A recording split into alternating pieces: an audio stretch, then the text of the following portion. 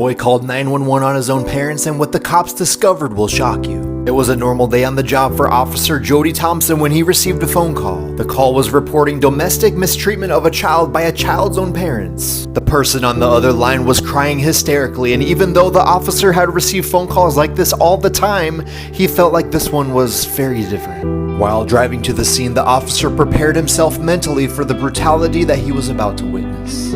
But he didn't realize was no amount of training would have prepared him for what he was about to see. After knocking on the door for a while with no response, he realized that his only option was to knock down the door.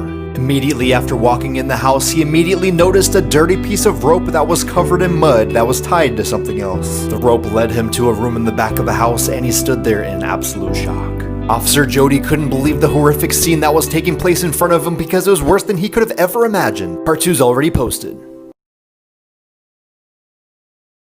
Boy called 911 on his parents, and what the cops discovered will shock you. Part 2. Officer Jody came to a halt as he was frozen in shock from one of the most horrific things he had ever seen since he became a cop. Once he was able to process what he was seeing, he realized that an 8-year-old boy was about to drown in a garbage can full of water. The boy struggled for air and continued to sink to the bottom. The boy was tied up on his own, so he was not able to swim or climb out on his own. Jody ran up and grabbed the boy out of the water as quick as he could.